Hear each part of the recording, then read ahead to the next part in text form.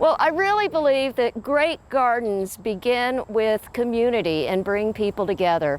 And here at the North Nashville Community Garden, we have exactly that. And one of the neat things about this garden is the design. So I have Tricia here with me, who is a local artist in this neighborhood who brought her skills and talents to the design of this wonderful garden. So Tricia, tell me, what is your inspiration for this really cool garden?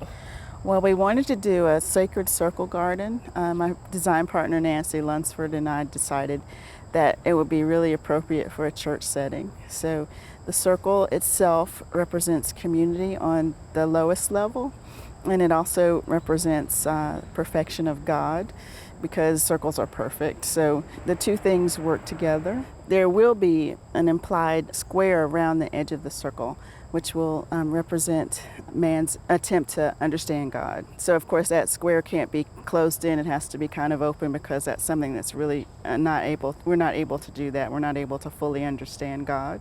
And then eventually down this side of the lot, there'll be probably two areas of fruit trees with an aisle down the center.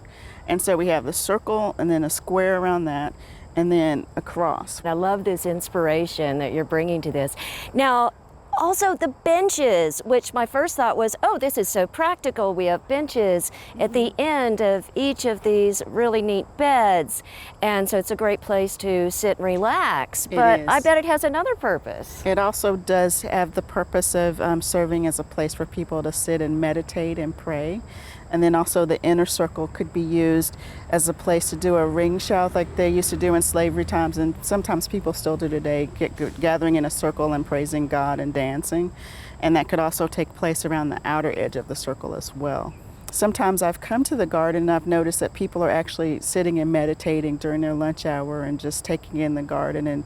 And I feel that sacred geometry sort of resonates at a very deep level with people. And it allows you to open yourself up to meditation and prayer, which is very important in a church setting. Well, Tricia, I really, really appreciate all of the artistic talents that you have brought to this endeavor here. So thank you for your time today. Well, thank you. Well, Dr. Smallwood, I understand that this wonderful garden and its great bounty is a combination of efforts from two different churches and the neighborhood. How did this get started? This collaboration is divine ordered. It came about as a result of two really tough women who are pastors in this neighborhood. Julie, you have to know that Dr.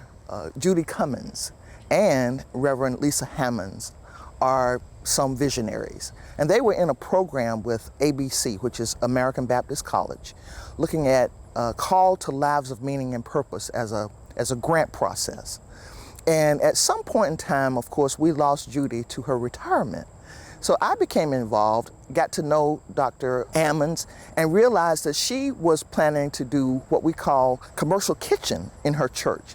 And of course, you know, 2 weeks before the pandemic protocols hit, we had a deadly tornado. That tornado took the church out. And so here they have a house of worship gone. What is going to happen to our vision? And what they really decided is that this will become a seed for the work that they had already planned. We came together in the process and decided, because our outreach person, Ronnie McGregory, wanted to do a garden at New Covenant, that the two churches could work together. This is the property of the AMEs. And together we have put together our resources from that grant process, and we're on. This is a neighborhood volunteer effort. The neighbors come in, they help weed, they help plant. Wow, so impressive and so relevant to our lives today, as are these wonderful things that I'm holding here. Oh my gosh, I just feel so pleased to be able to come out and take a look at your produce. So let's see, well, clearly you've got carrots and peppers and of course tomatoes, cucumbers. We've got some potatoes here. What else are you growing? We have herbs, we have all kinds of peppers. The mint, of course, is great for any kind of bath, along with the kinds of things that we do in the cooking area. We've got, of course, zinnias, we've got collards, cabbage came up. Earlier we had lettuce. There's just a panoply of things here. And they are all because we understand the desert that we live in. This is food apartheid in 37208 zip code. And these leadership women decided that we needed to do something to bridge that gap. I'm so impressed by their leadership and so very happy to be able to give my wares to this work. But what happens is we had a service here. We prepared lunch in box setup, and then folk from the neighborhood were invited. We went out and canvassed like 100 people. They came up, had service with us, and then afterwards, everybody, including the little ones as low as that, started helping with the weeding. And this is what we do. It is a gathering spot for us to get to know our neighbors, to understand what they need, and to be responsive. When I drove in, the first thing that I noticed was the big sign urging people to come harvest and to share in this wonderful bounty. It belongs to the community. And this box, there's a gift box out here that says, take what you need and leave what you have. That simply means if you've got a pack of Pampers that is extra and someone else needs it, leave it. But if you need food, if you need any of the other things that are in here, take it.